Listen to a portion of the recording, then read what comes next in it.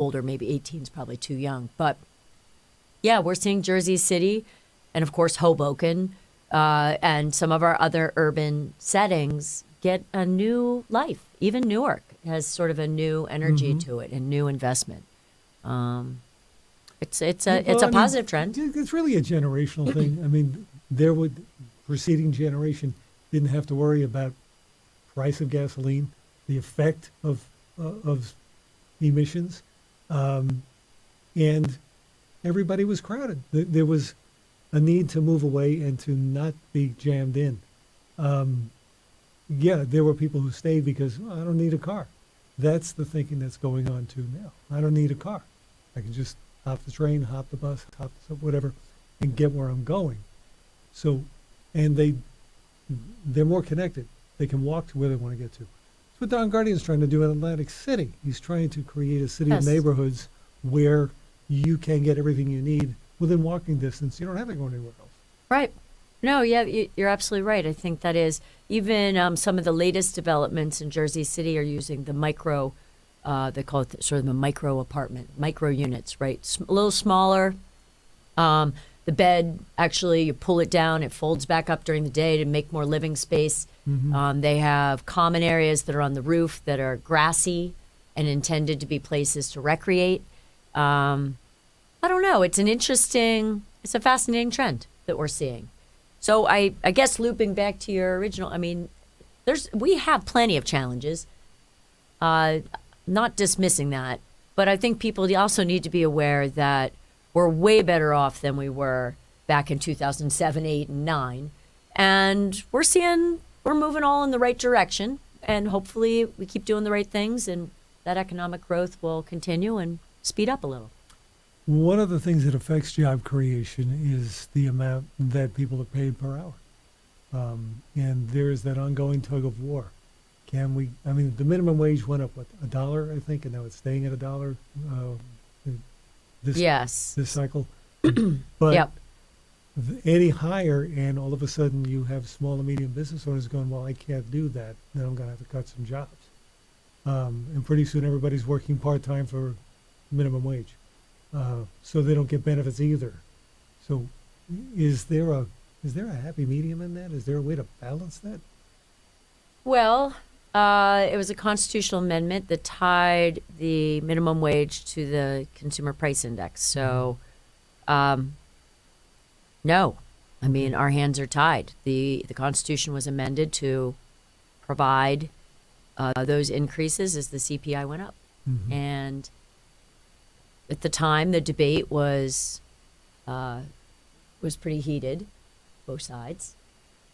And my colleagues on the other side of the aisle advanced the legislation despite the concerns that were voiced by small business owners in particular.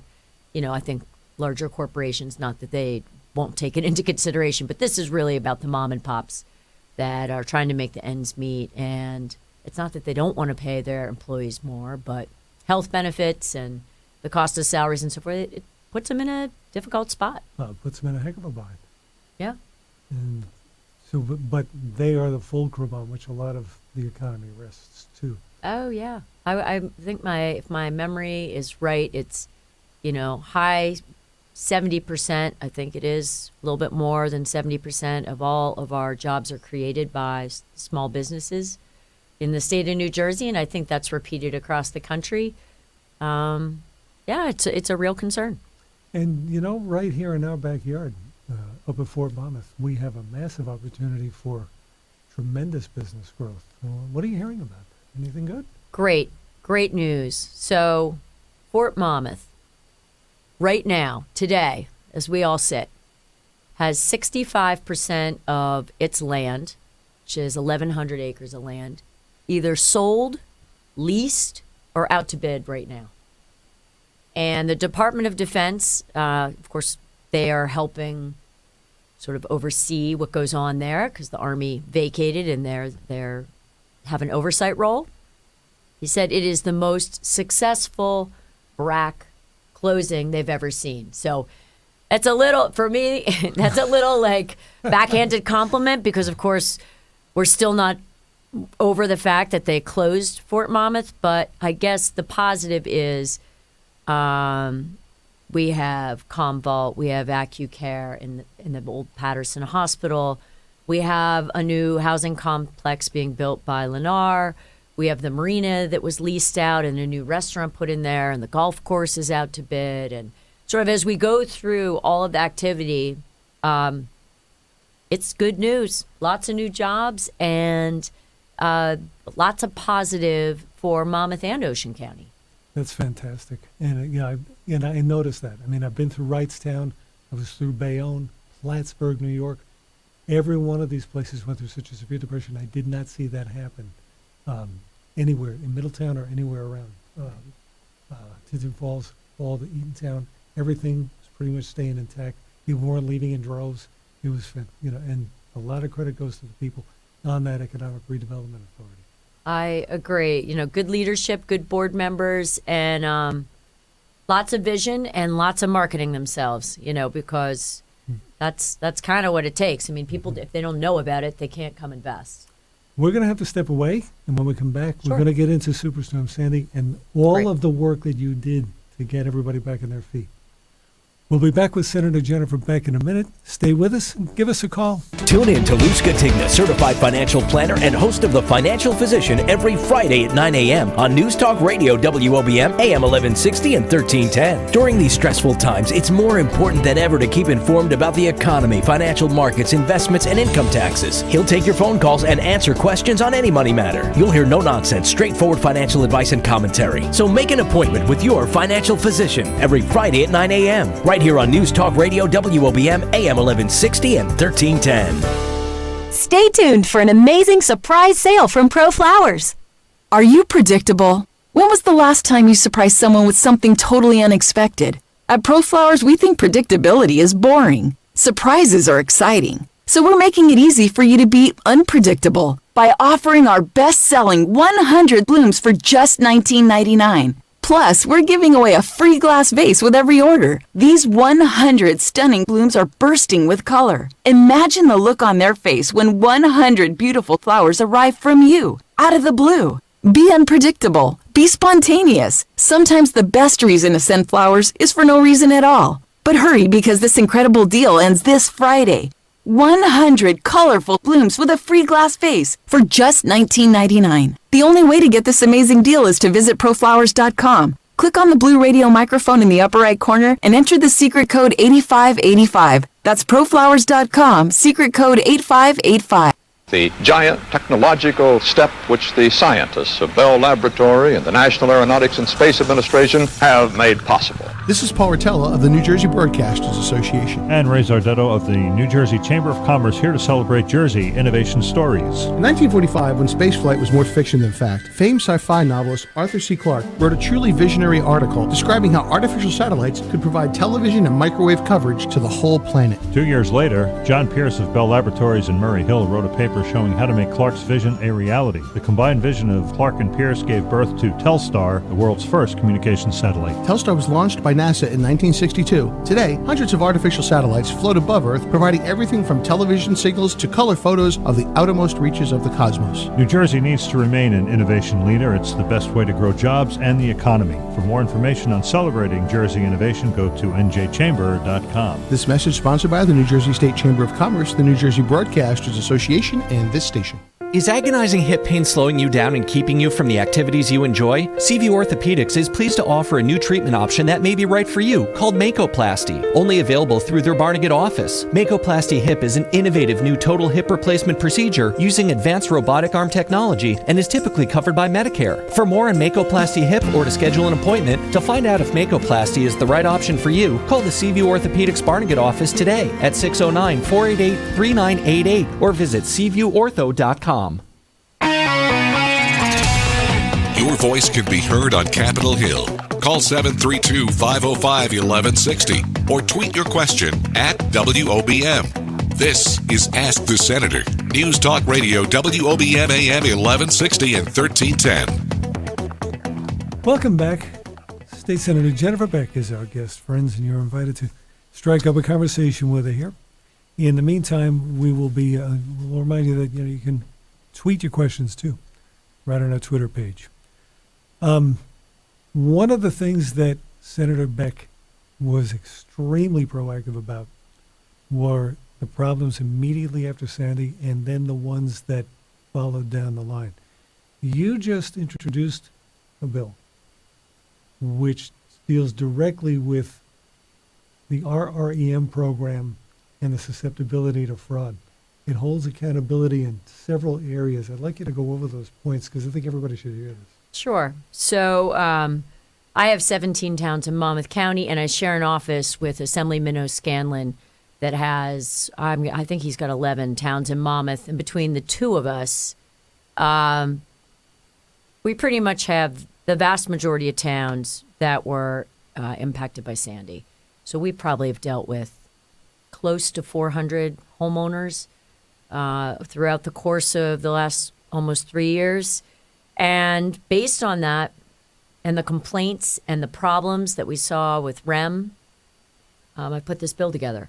And some of it is pretty basic and some of it is new thinking. But some people come to me and say, well, aren't you a little late? Well, actually, no. We have about, of the 8,000 people that have signed promissory notes and are going through the REM program, about 7,000 of them are just in the midst of construction now. So, yeah, it sounds crazy, but hey, HUD, so there's lots of people to blame. HUD just got us our last round of federal money this past April of 2015. First time they've given out money in tranches. In the past, they just gave a big lump sum. This time they parsed it out, caused us to slow down. And then, of course, there's state, local, federal government, utilities trying to coordinate all of them. It for anyone that's been through REM, some of the challenges. But one of the major things this bill does, it allows the Department of Community Affairs to have new powers under the Consumer Fraud Act. The vast majority of the 7,000 homeowners that are going through REM have picked what's called Pathway B. And Pathway B just simply means I pick my own contractor. The state of New Jersey doesn't pick them. I pick them and hire them. That's great. But the only problem is when you do that, the state is limited in what it can do if the contractor isn't living up to their contract. In many ways, the state has to say to the homeowner, well, because you're contracted with them, not the state, you got to go hire your own attorney and sue them. And none of our survivors of that hurricane have money to hire an attorney. So this problem, and especially when it's not criminal. Mm-hmm. To me, it's criminal. Emotionally, it's criminal what some people have gone through. Contractors taking money, signing a contract, and then disappear for 8 months. Don't come back, do no work on the house, don't even bother to pull the permits. These people are out renting an apartment, trying to pay a mortgage in a rental. It's, to me, emotionally it's criminal, but it is not under the law criminal. It's a civil case. It's a civil case. So you can't, the prosecutor can't help you. The Attorney General can't help you. The Division of Consumer Affairs can't really help.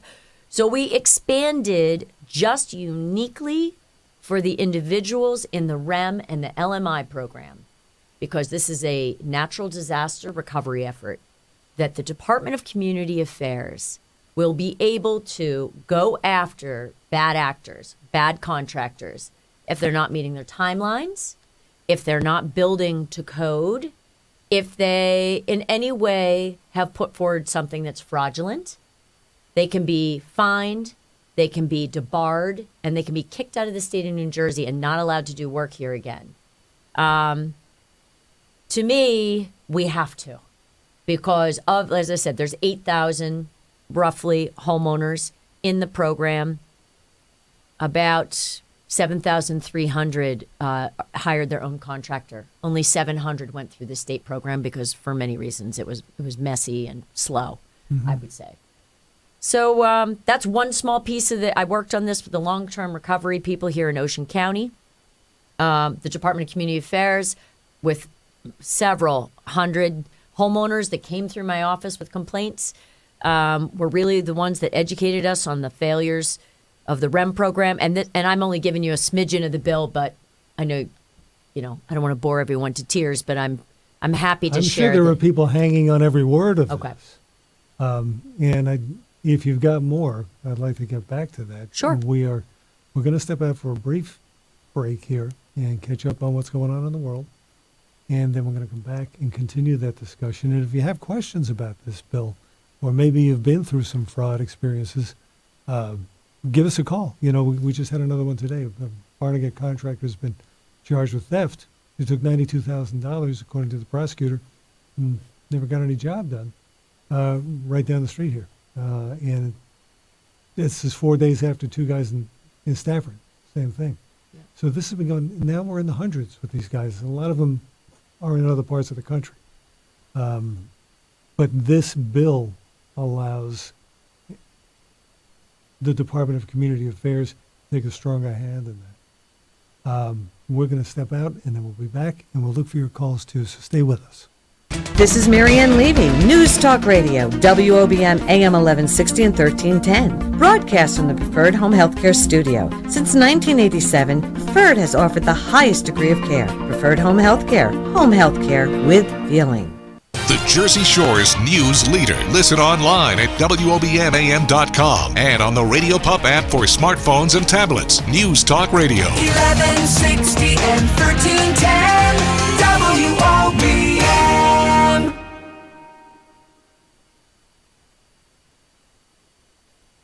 It's all too much. Money's tight, and I just don't know how I'm going to pay my mortgage.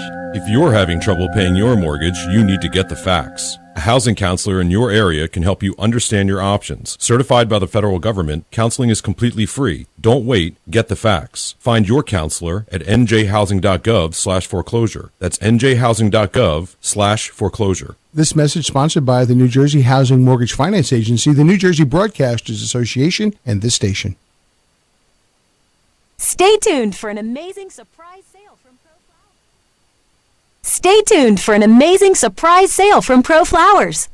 Are you predictable? When was the last time you surprised someone with something totally unexpected? At Pro Flowers, we think predictability is boring. Surprises are exciting. So we're making it easy for you to be unpredictable by offering our best-selling 100 blooms for just $19.99. Plus, we're giving away a free glass vase with every order. These 100 stunning blooms are bursting with color. Imagine the look on their face when 100 beautiful flowers arrive from you, out of the blue. Be unpredictable. Be spontaneous. Sometimes the best reason to send flowers is for no reason at all. But hurry, because this incredible deal ends this Friday. 100 colorful blooms with a free glass vase for just $19.99. The only way to get this amazing deal is to visit proflowers.com. Click on the blue radio microphone in the upper right corner and enter the secret code 8585. That's proflowers.com, secret code 8585. Get it all! Get it all! Get it all at Gateway Toyota. Satisfied customers, straight to the point. They just make you feel so good. They were just fabulous. They've been absolutely unbelievable. I'm very satisfied. No smoke and mirrors. Sales and service just the way you like it. Get it all at Gateway Toyota. There'll be some breaks in the clouds through the evening and overnight hours, with the low dropping down to 46 degrees, and then a sunny day tomorrow with a high reaching 64. A front will push through, producing a few isolated showers early on Friday, then some breaks in the clouds during the afternoon with a high near 67. It's certainly going to feel more like fall during the weekend as some cool and dry air settles in behind the departing front. Sunshine on Saturday and Sunday with highs in the low to mid 50s. I'm meteorologist Jeff Marr from the Weather Channel. 1160 and 1310 WOBM. From Ocean County to our nation's capital, talk to your senator right now. 732-505-1160. Follow the show on Twitter and tweet your questions to @WOBM. Ask the Senator on News Talk Radio WOBM AM 1160 and 1310 and WOBMAM.com. Welcome back. Tom Angeli with you, and with us, State Senator Jennifer Beck, and she can entertain a call or two from you. We left off with the fraud protection bill for REM people that you've just introduced. Do you anticipate a kind of a quick trip through the committee on this and onto a vote? Or Oh, I hope so. I mean, I've asked the Senate president Steve Sweeney to be my co-prime on the bill. It's called the Sandy Homeowners Protection Act. And, some of the stuff in the bill people are going to say is pretty basic, but we've just had enough complaints about it. Like, everyone gets a housing advisor to help them with their paperwork, and everyone gets a project manager that's supposed to be overseeing how the federal grant money is spent on their house. But everyone said, project manager, it sounds like someone that's running the project. So many homeowners turn to the project manager for help.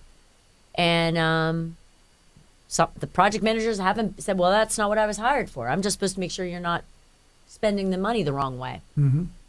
So the bill requires the project managers step up their game, that they have to come and visit the site at least 3 times. They've got to come initially while the project's underway, and when the project reaches its conclusion, they've got to meet the contractor the homeowner hired. That at any time that the homeowner wants to meet the project manager has to do so within 5 business days. They've got to return phone calls within 24 hours. They have to return emails within 24 hours. And if there's any change in the REM program, they have to notify homeowners within 24 hours. I mean, I can't tell you the number of times the specifics were changed between HUD and the state of New Jersey, and everybody knew except for the grantees. Mm-hmm. So it's insanity. So the other piece of this, the other thing that's happened quite a few times is project managers have left. Either they quit, they were fired, housing advisors leave, they're fired, whatever it is. No one tells the homeowner. So they're calling this person again and again and again and again, and no one's answering. Mm-hmm. And they're thinking, well, I don't know, maybe they're just busy, right? Right. So this bill is going to require that at the time someone resigns or is fired or whatever it is, within 24 hours the homeowner has to be notified, and within 5 business days that individual has to be replaced, and the homeowner has to be, contacted and given the new person's name. It's so basic, it's insane. But it's been enough, we've dealt with a lot of cases, and some of this communication is where the problems are. Yeah. This focus of yours extends far beyond this. You were on the problems when they first started erupting, when we had gas lines. You started that ball rolling to get the fuel going. Just this during Joaquin, just Right. before it came, Governor Christie sped his signature onto that bill that allows gas station owners to vary their prices when they run out of regular, which was huge. Huge. I couldn't believe it took that long to get that thing signed. I know. But yeah, so we all that were certainly in Monmouth and Ocean County, we all remember this well, where we're waiting in the gas line. You get up to the pump, they ran out of regular, and now they're charging you for super or plus or whatever, and essentially gouging people that are in the middle of a natural disaster. And it wasn't their fault. They weren't legally allowed to sell it at the lower price. So we had to change the law, which the governor just recently signed. And, another, just a small thing for if it ever should happen. Hopefully it never happens again. But if it ever should, that we're better prepared, that we learned from what happened to us all. And to be fair, it really was a small percentage of gas station operators who went that route and started basically holding people up for gasoline. But what I saw more of during that whole experience, and I think you saw it too, was especially in the first 24 to 48 hours, it was kind of like, okay, we're all in this together. Mm-hmm. Okay, what are we going to do? It was not like, somebody help me. It was like, what are we going to do? And I saw people working together in ways I wasn't used to seeing. I saw people communicating in ways I had forgotten about. We don't do that every day. But now all of a sudden everybody's in the convenience store by the coffee urn, which is the only thing that's working, because he's the only guy with a generator. And, all of a sudden people are talking to each other and we're comparing notes and like, what happened to you? And, hey, did you see that the wires are down? Like people were trading information and getting informed in the most basic ways. Right. If there was a way to bottle that I know. You know? Well, I think we all have our differences. We all have our individual opinions, but when push comes to shove and we face something like that, we're shoulder to shoulder, and that's New Jersey. You think Governor Christie's he's gotten a short shrift for how he kind of became identified with the storm and what role it took after that? That commercial. Do you think he got a little bit too much beaten up over that? Or do you think Over the commercial? Yeah. I thought the commercial was fine. I didn't have a problem with it. I know many won't agree with me, but I didn't have a problem with the commercial. I mean, we were trying to communicate about what was going on with our recovery and trying to also give people some emotional support that we're not forgetting, and we're gonna fix it. And we are 3 years later. I can tell you, my office, it is our number one priority, is to get people back home. I mean, what can I do as a state senator that's more important than getting people back home? And that's, I have a great team. I'm fortunate that these young people are as committed as I am to this. But look, I think if you drive around up and down the shore, is there a lot of construction going on? Yes. There are houses going up in the air? Yes. Are the programs perfect? Absolutely not. But are we miles ahead of New York City? Yes. I mean, I was in Rockaway this summer. Do you know they haven't elevated one house? Not yet? Not one. They got a lot of them, too. Not one. Wow. So, I guess the upside for us, we got a $1.4 billion housing program. We've got almost 8,000 people that have signed grant documents. We have 7,400 people that have received their first payment and are in the middle of construction. And we have a group that's done, or a group that's close to being done, that's waiting on their final payment. And right now, I think we said we've got about 50 homes a week are being completed, is the last number I saw. But hey, we're all frustrated. It's year 3, and it wasn't as smooth as we had hoped. But no, it's happening. And you have to admit, we hadn't been through something like that in many, many years. Right. And during that ensuing period, since maybe '62, when it was a giant one, and all those years, technology advanced, the pace of life advanced, things went at such rapid speed. Right. And we became a culture that is used to seeing things wrapped up neatly in a half hour and off to the next thing, 128 characters, the whole 9 yards. I mean, like we've gotten used to that pace. And so when it's not happening at that pace, we don't understand that. Second obstacle is the blame game. It's the governor's fault. No, it's FEMA's fault. No, it's DEP's fault. No, it's DCA's fault. And there are all these moving parts that all have a role and to some extent have that accountability, but you can't point the finger at any one of these things and say, this is where the problem is. Third obstacle, a lot of people have to have invoices in order to get those grants. You have to have paid the money in order to get it back. And this is where a lot of people are still having trouble because they're paying rent, they're paying a mortgage, they're paying their expenses for the house, raising the kids and all that business, and they have to they have to at least get a down payment down so they can show that they're getting work done in order to receive the money. So we did change that, Tom. I just, so you know, that changed. We got a lot of complaints on that. That's changed. So you can get up to 50% of your grant up front. And then, of course, you've got to demonstrate that money was spent rebuilding the house and show all your invoices for the work done before you can get the next piece of your grant. But at least you get a leg up now. You get, yes, because that was a universal, that was a hue and cry, and rightfully. So that's been changed. Great. And you're aware of what DCA has just done with the A zones.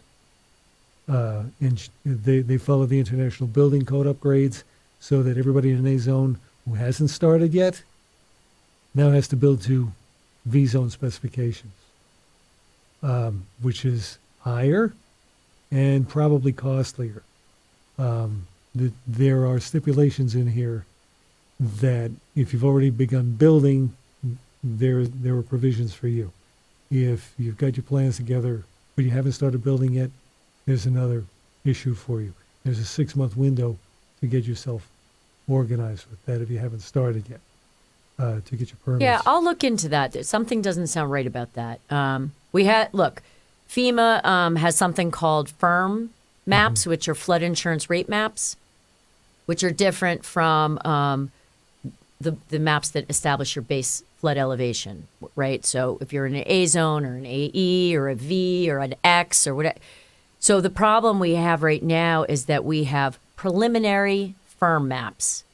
And those preliminary maps don't take effect until next June, which means that in some cases, if you were in the past in, say, a V zone, and you now will be in a lesser zone, an AE, where you don't have to use helical pilings and so forth and so on, that you still have to build to the V zone standard because the new map hasn't been adopted. So that I'm well aware of, but that is not driven by DCA. That's driven by FEMA. And, I've taken it to our congressmen, both Smith and Pallone, and the truth is you would have to change the federal law. They don't allow you to build to a lesser standard because the maps haven't been adopted yet, which is there are many ways that this is insane.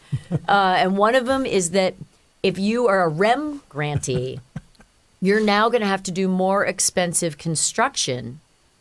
So you're going to have to build to the V standard, even though in a year from now, you wouldn't have had to build that standard and you wouldn't have needed all that money. So we're using more grant money than we need to, which means that there's not as much to go around, right? So I'm sorry if I'm getting too complicated. But No, I'm following. anyone that happens to be listening that has either an issue with REM or with Sandy and needs help, please don't hesitate to call my legislative office. I'm going to tell you my team is excellent. They're smart. They're educated. They know these programs. My office number is 732-933-1591. But if you look up Senator Jennifer Beck online, you can find it in about 5 seconds. So. Can you email too? Of course. It follows the same protocol that every state senator has, which is SEN, S-E-N, and my last name, Beck, B-E-C-K, at njleg.org. So, but that's all online. If people don't have to scurry around to write it because they can just look me up online. And you have the office on Main Street in Red Bank, right? Yes. Yeah. Yep. 32 Monmouth Street in Red Bank. Yep. Yeah. Nice layout. Great. I love my town. That's my hometown, Red Bank. So I love my hometown. Yeah. Now, how many times have you been to the Count Basie Theater since you've been there? Oh, hundreds. Yeah, the Count Basie Before it was the Count Basie Theater, right? Oh, yeah. I've been there,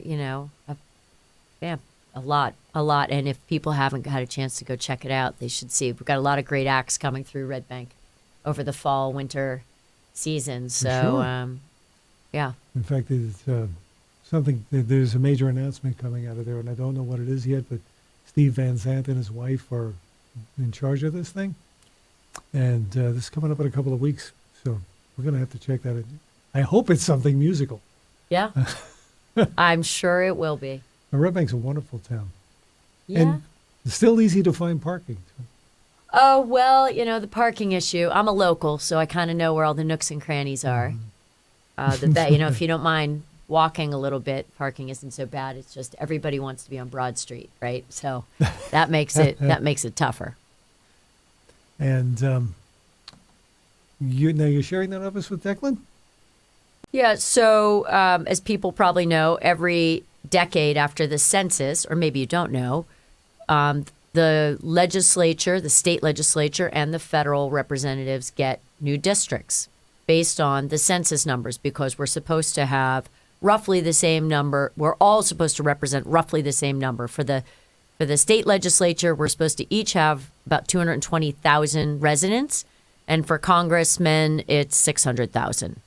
So Declan and I shared a legislative district for several years, for 4 years, and then we got redistricted. But we were sharing an office. So despite the fact that we are now in different legislative districts, we just kept our office together. Works out well. It does work out well. He's a good friend, and he's a great representative for his district. And the two of you a are fighter. The two of you are alphas. There's no doubt about it. So I don't know how you manage to stay in the same room at the same time.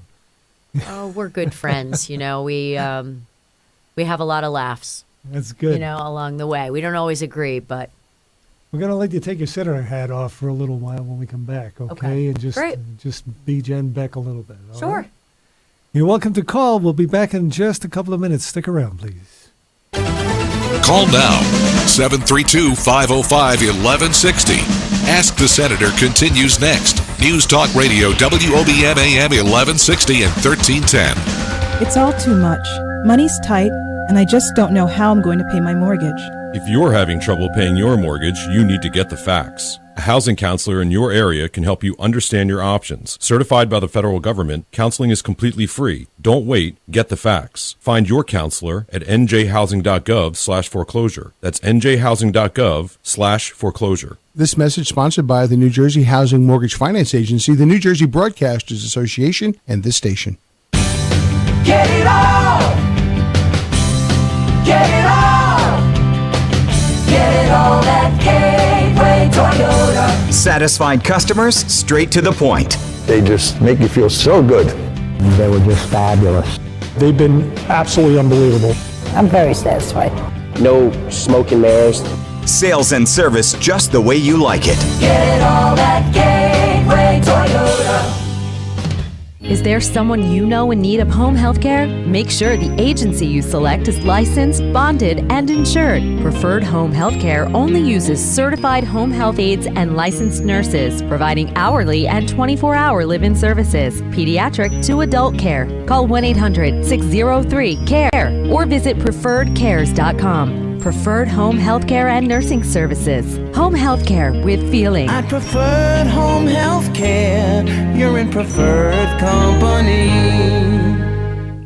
Listen to News Talk Radio, WOBM AM 1160 and 1310 on the go with Radio Pup, the free mobile app that puts your favorite artists right at your fingertips. Powered by AutoLenders.com. Stay connected to the latest music, news, and weather information right from your smartphone. To get Radio Pup for free, head to RadioPup.com or download it in the iTunes Store or Android Marketplace. Powered by AutoLenders.com. There's never been a better time to check out all the low mileage, one owner, certified cars at AutoLenders. See the full selection at AutoLenders.com or at any of their 6 New Jersey locations.